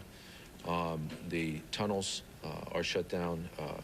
As of midnight, there will be no more traffic coming into Southern Manhattan from 14th Street. We're going to shut that down. I think the city's pretty secure, and we're going to continue doing what we're doing in the rescue effort, and just hope for the best. Did you see any reports of lawlessness, any reports of any looting or anything? Absolutely not. There's been no reports of looting or any other problems out of the ordinary. And as I said, the boroughs are working pretty normally, and so far so good. Mayor, did you see the president's comments tonight, and have you spoken to him again since? No, I spoke to him earlier today, and I only heard the very end of his comments because I was coming back from the World Trade Center. He said thousands today. I don't know the number at this point. That may be very well be the case. At this point, let's go to him now. We're still in the effort of trying to recover people. I don't know the numbers yet, but I mean, this is going to be, as I said, the numbers are going to be very, very high. I mean, Mr. Mayor, just if you think of the number of people that were in the building at the time, we've been spending time with the medical examiner, who, by the way, was injured himself. As the mayor of New York reported just now, the figures will be very high. The medical examiner of New York was injured. I'm Larry Kane here in Philadelphia with a recap of how this has impacted on us here in the Delaware Valley. First of all, the pilot of one of United Airlines' jet has been identified as Victor Saraceni. Victor Saraceni, a resident of Lower Makefield Township in the Yardley area of Bucks County. 4 planes were hijacked today. One of those hijacked planes went down 80 miles southeast of Pittsburgh. The plane, United Airlines Flight 93 from Newark, New Jersey to San Francisco, crashed in Shanksville, Somerset County. Investigators think the plane's target was the presidential retreat at Camp David, Maryland. Today, Pennsylvania Governor Tom Ridge went to the crash site in Somerset County. This evening, the governor signed a disaster declaration. Governor Ridge also announced that state offices will be open tomorrow. This evening, Mayor John Street addressed Philadelphia. He said there was no evidence that Philadelphia is a target of any form of terrorism. That's what the mayor said. Important information for parents and students in Philadelphia public schools. They are closed tomorrow. The announcement came this evening in the mayor's address to the city of Philadelphia. They will be closed tomorrow, but we want you to know that parochial schools will be open, and the mayor spoke to the city of Philadelphia tonight. In Delaware, Governor Ruth Ann Minner announced all public schools and charter schools will be open tomorrow. Students in public schools there will have class on Wednesday. In New Jersey, we have not heard about specific school closings. We'll have school closing reports throughout the night. You'll see them at the bottom of your screen, and any late information on canceled classes will be updated at 11 o'clock. In Delaware County, the county government workers should report to work, and courts in Delaware County will be open.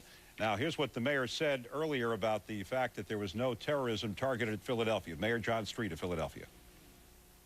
Nothing has been brought to our attention that would lead us to believe that we are a target, although we're going to be precautious, and we're going to take every reasonable precaution that we can during the period of time when we think it is necessary and reasonable to be on a special alert. Mayor Street, hundreds of people filed into trains headed for Trenton today. Many people were still covered in soot as they arrived from New York. Passengers say they were not charged any fare. They were just advised to get on the first train out of New York. Payphones were crowded with people trying to reach their loved ones, obviously, and at this hour, most trains are running smoothly. Now, the American Red Cross has set up a phone line for concerned family and friends of anyone who may have been in New York. The hotline number is 215-299-4000. An important note for travelers. Philadelphia Airport remains closed until noon tomorrow. That's the tentative plan at the airport. The final decision is up to the FAA. And this is the first time, by the way, in our country's history that all flights have been grounded across the country. We will see you tonight at 11 for a complete recap of everything you need to know. Right now, continuing live coverage with CBS Evening News and Dan Rather. Done. The reason that plane is important in Pennsylvania is because the crash scene, I'm told, is easily accessible, and it's hoped by the authorities that they have that cockpit tape very quickly. Dan? Bob Orr in Washington with more details of the terror in the sky.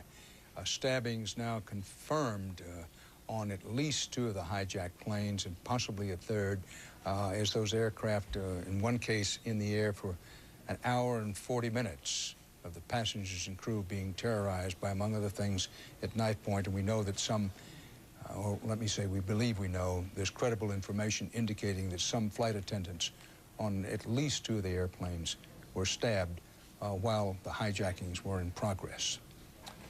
The attack struck at the heart of New York's financial district. That was one of the purposes of striking there, to strike at a symbol of American economic power. It was timed at the rush hour for maximum impact and maximum casualties.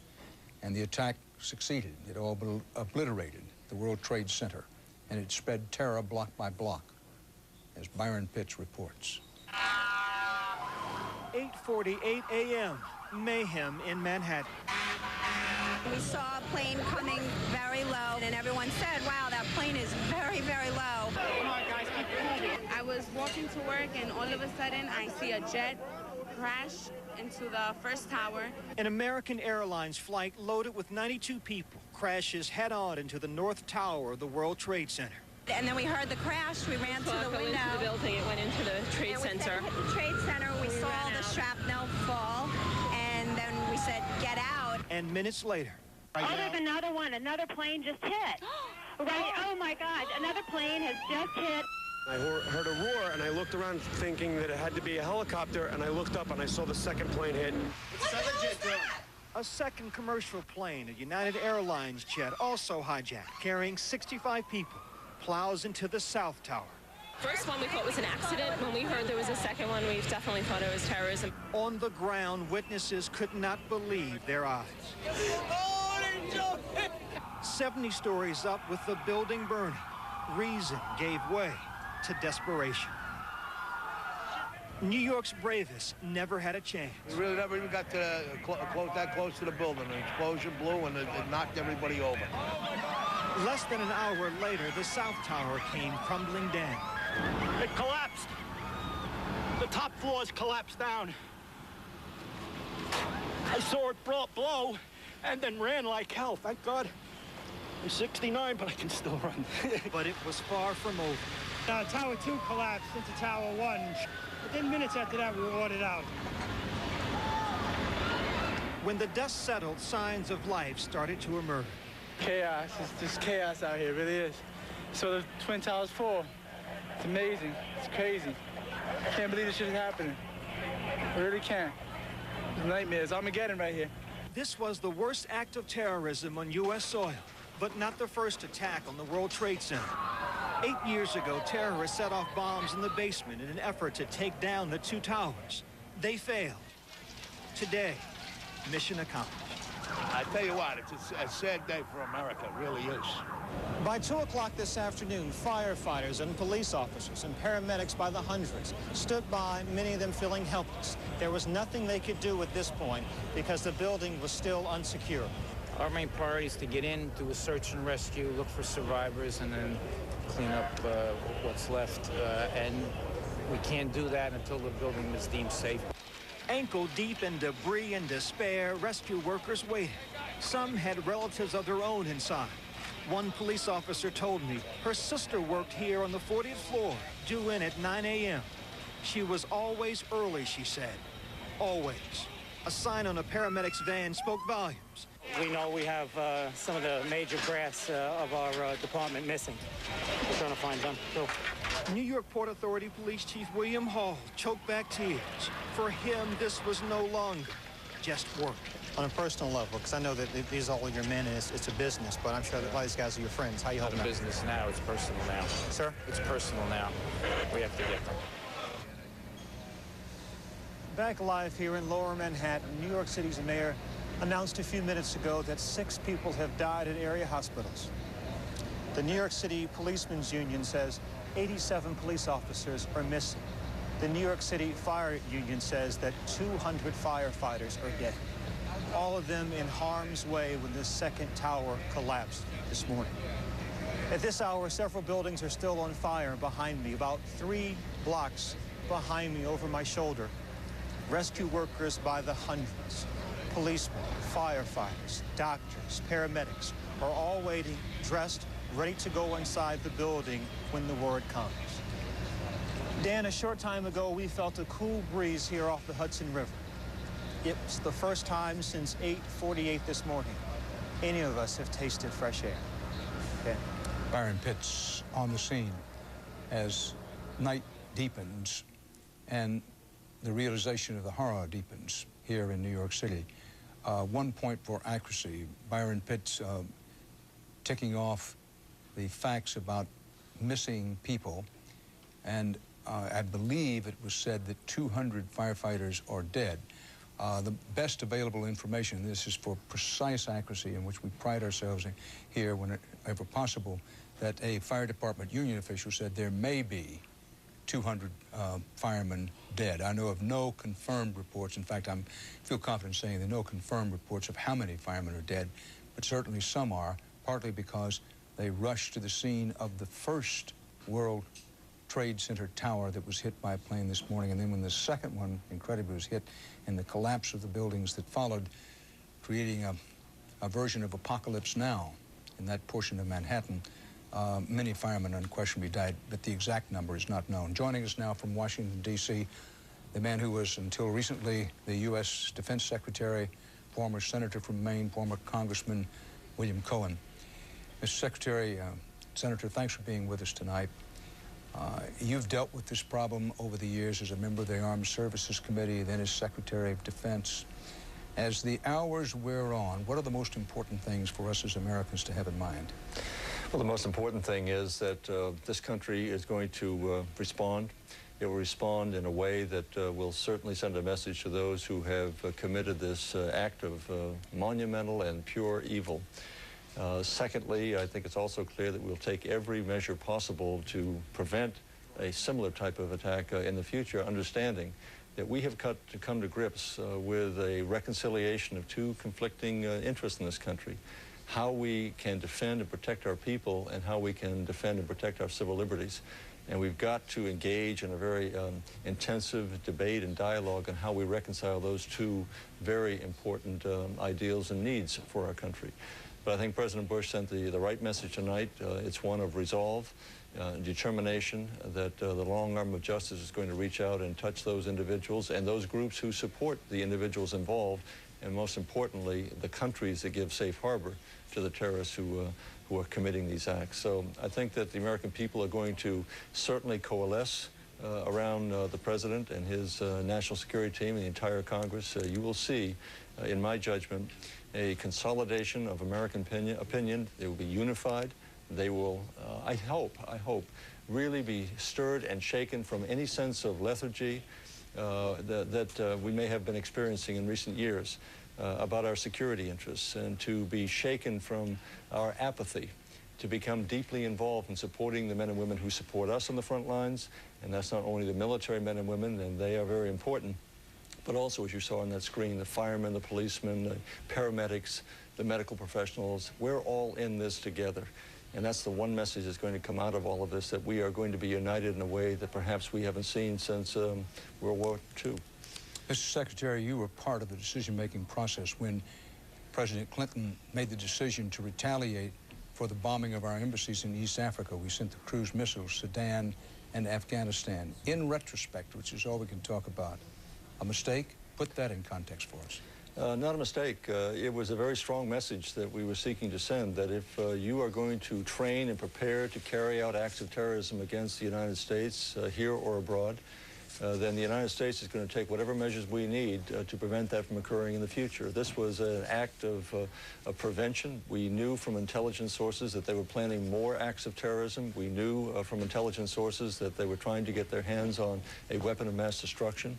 And we took action accordingly. And I believe that we will see very strong action coming from this president and this administration, supported not only by the people of this country, but I believe by nations the world over, who also see that terrorism is not confined by any geographical boundaries. It can reach out and destroy the lives and the lifestyle of millions of people all across this globe. So this is a universal threat.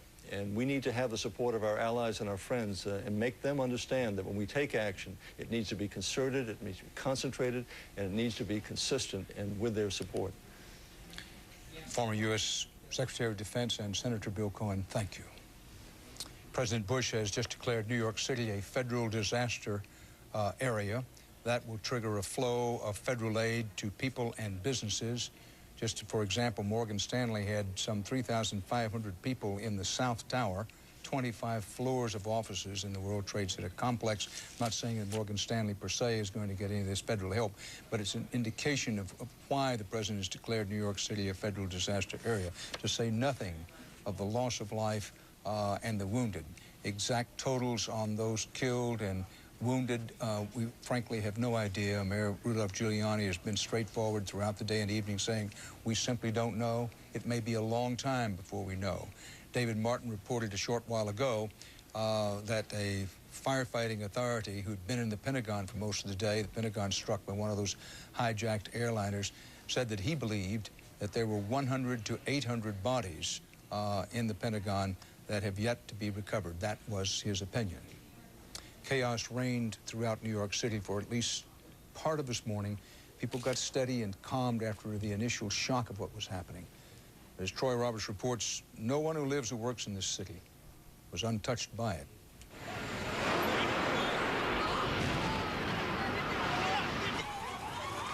It started with a plane crash. It's like, oh my God, it did. A plane crashed into the World Trade Center. Literally out of the blue. Clear as day. AA on the wing, just going, I'm like, what the heck is that? Is it filming a movie here or something? Then all of a sudden, bam. Brothers Jeff and Scott Such were there, ground zero, with their video camera. You're good right here in the corner. Stay in the corner. So after the first strike, you're not thinking terrorist attack, are you? You're thinking that this is a really huge accident, that I should be seeing this. So we just decided to go even closer. The brothers continued shooting this videotape.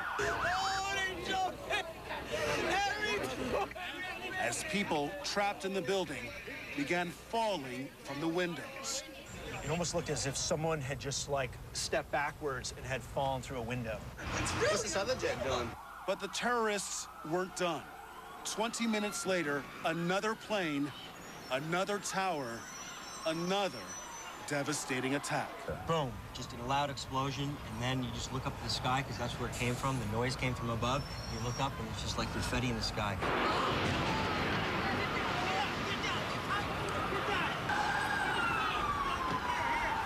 And that was just the beginning. On the ground, chaos as one of the famed Twin Towers crumbles.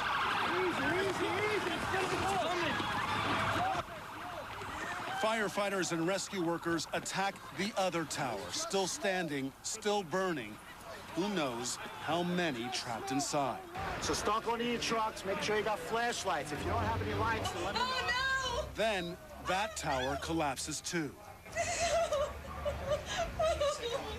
And we had some time to get some of the people out, but then there was those secondary explosions and then the subsequent collapses. So I don't know how many people were in there. I know there was a lot of firefighters, a lot of public safety personnel were in there. You call her and you tell her, let her hear your voice. She's going to need to hear your voice. Just like you need to hear my voice, I'm okay. I'm okay. Thank you. Bye. See you later. I love you. All day long, more fallout. Because it might be a bomb in the school, maybe. A reported bomb threat. a dangerous gas leak. This is Ed Sullivan. I want that building evacuated. All civilians, please head north of Moore Street. Then, a nearby building collapses from the day's damage. You are watching Building 7 at the World Trade Center collapse. Amid the destruction and devastation, though, one remarkable thing did happen. Today's tragedy brought out the best in a city not always known for its kindness and humanity. 3 hours after the attack, area residents have put out an open call for volunteers to search the rubble for any signs of possible survivors. They're here to volunteer.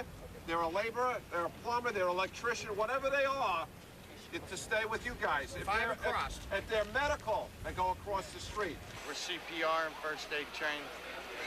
You're prepared to go into that rubble? Yeah, unfortunately we are. You know, whatever we can do to help out. I know there's not enough people in the city of New York to do it. I mean, it's a mess over there. These volunteers say there is just one thing they want, something uniquely New York. Street justice, tough and immediate. I hope they're sending planes over there right now. Take care of business. The world was caught unprepared for what happened today, especially in New York City and especially among those coordinating rescue efforts. 60 Minutes' Leslie Stahl has that story. Leslie?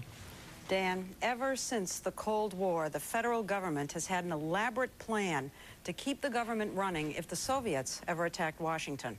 Over a year ago, I spoke with then President Clinton's counterterrorism czar, Dick Clark, who has the same job today under President Bush.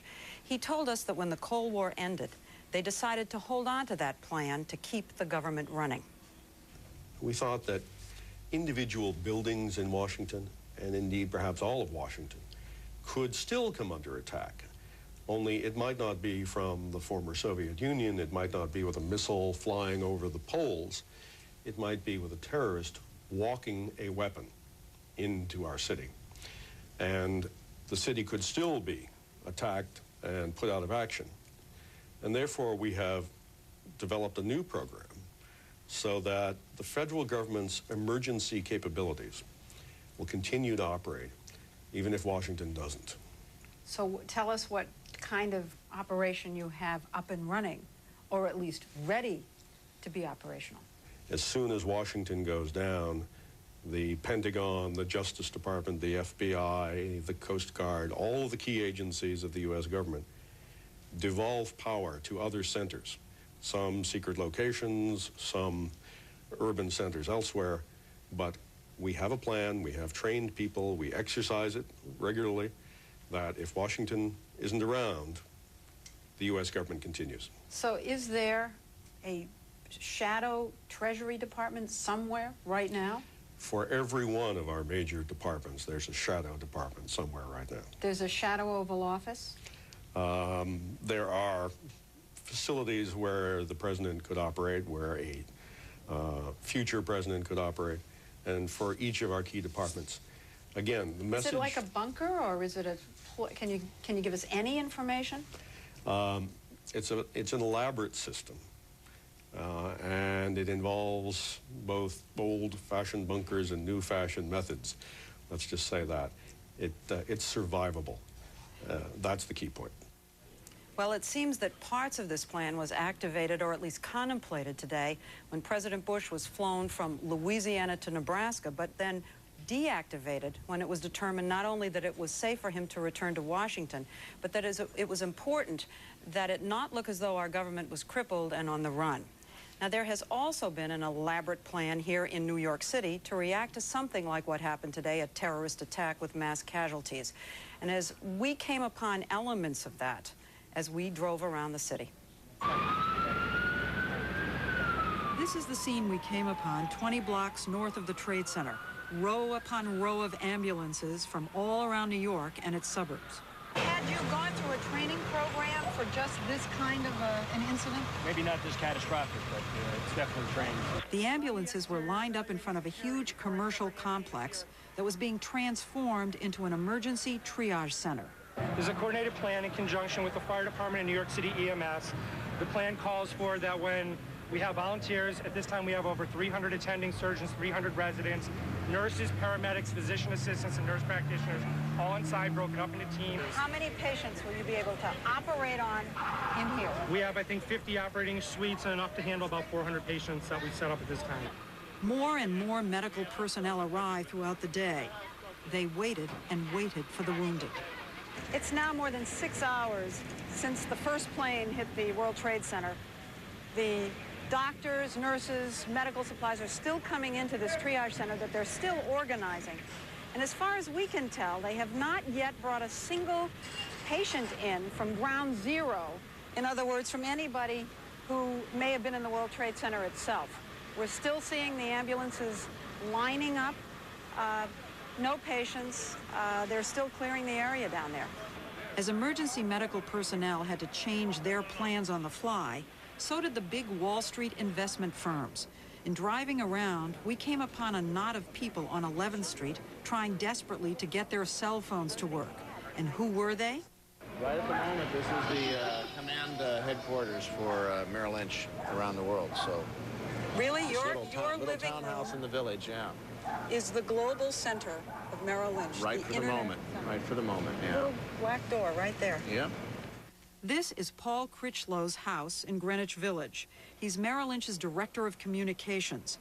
When the first plane hit the World Trade Center, his company's emergency evacuation plan kicked in. We heard an explosion, and we thought it was most of us thought it was a supersonic, boom or something. And then we started getting reports from our own security people and obviously on TV and radio.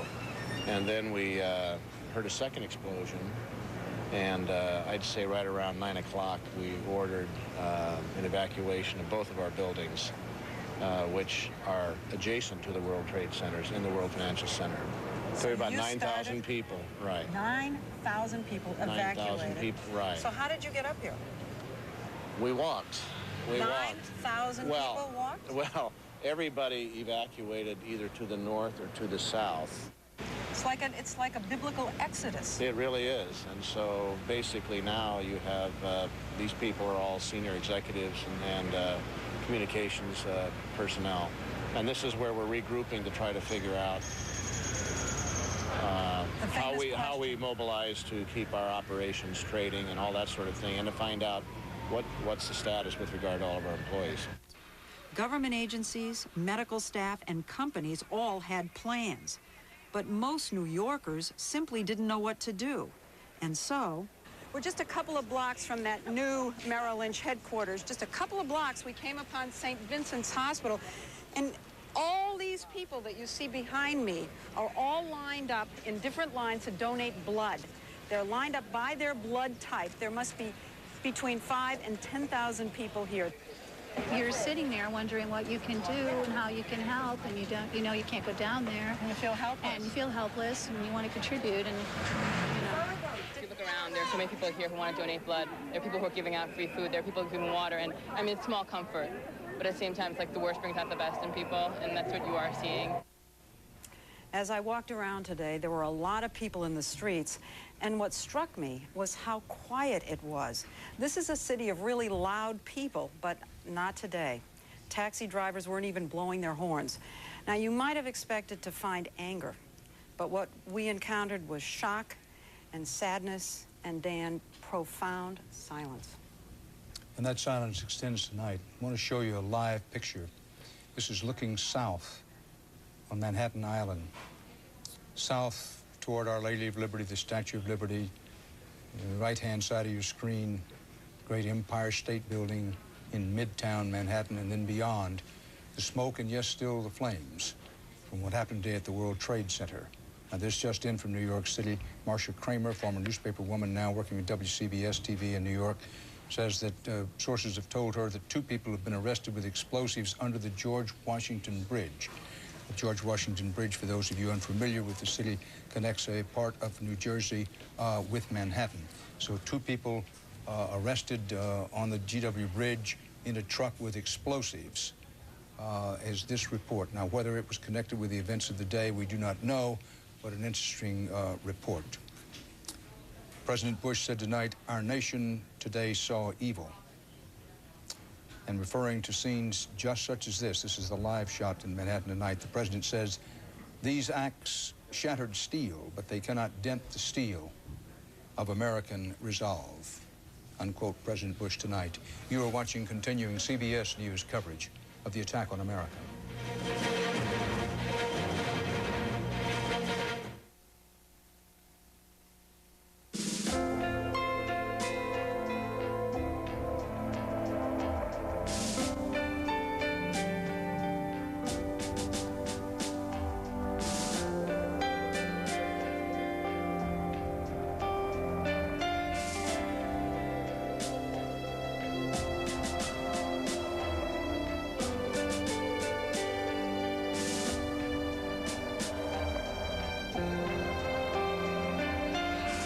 Tonight,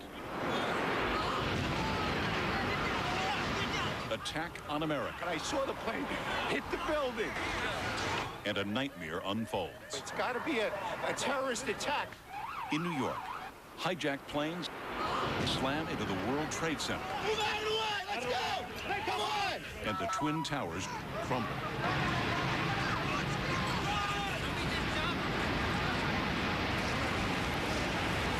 In Washington, a plane dives into the Pentagon.